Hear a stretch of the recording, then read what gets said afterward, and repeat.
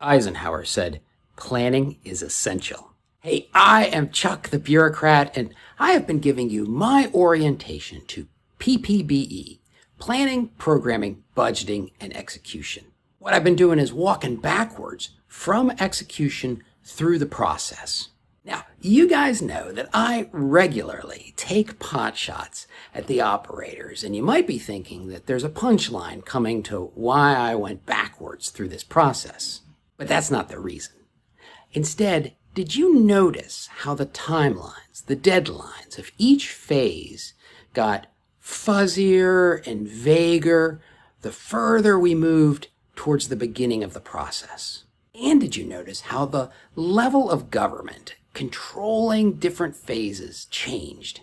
Execution is tightly controlled by Congress. The budget formulation process is really overseen by the Office of Management Budget and DoD.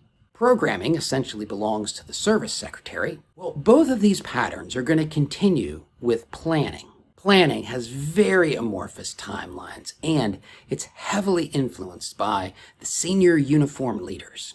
The reason I make this point is because if you start learning about PPBE from the planning phase, there's a real tendency to assume that some operational genius is plotting out a 5-year plan that drives the rest of the process.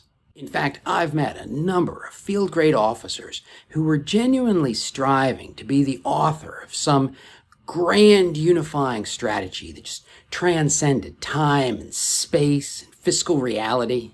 But PPBE is not a 5-year plan, and the planners don't just create a plan and walk away. Instead, the operators, the planners, they are engaged in every phase of the process. They're guiding execution. They are briefing the budget formulation. They're haggling over programming decisions. They play an incredibly key role in knitting together all of these phases to take us from today into that uncertain future. And so the planning phase can be as formal or ad hoc as the planners need it to be. Some years, they work really hard to lay out a detailed strategy. Usually this happens in the second year of a presidential administration.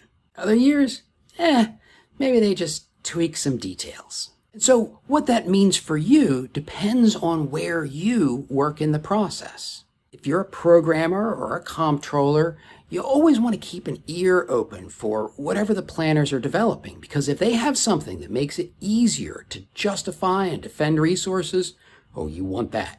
And if they aren't making major changes, you want to know that too, because you don't want to be sitting around waiting for them to deliver something that never comes. And here's something else for you non-planners. Pay particular attention to the 3-star planner and his junior general officers. Sometimes what happens is there'll be a year where the 3-star really drives his staff hard, digging into details, setting hard timelines, and delivering to influence the whole process. Then it's the next year, and those same senior leaders, they're just not into it as much. I mean, they've set their overarching guidance, and now they're interested in other parts of the process. But the planning staff, especially the colonels and majors, who've only really seen 1 year of this process, they assume that they are going to generate new guidance the same way they did before. They do a lot of work, but it doesn't go anywhere. And the dead giveaway here is that deadlines just keep slipping and slipping. If you're not a planner, you want to avoid getting caught up in that situation because you'll spend a lot of time and not produce any results. Okay, so what if you are a planner working in that first P of PPBE? Well, here's the thing to bear in mind.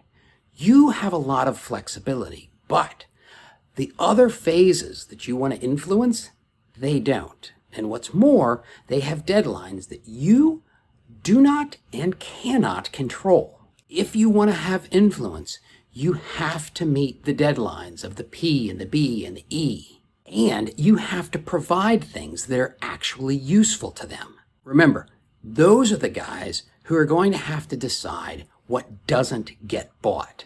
So a strategy that basically says everything is number one, That's useless to them.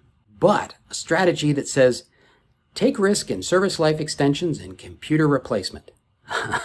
That is useful. And now, if you want an idea about why analysts are so goofy, watch this video.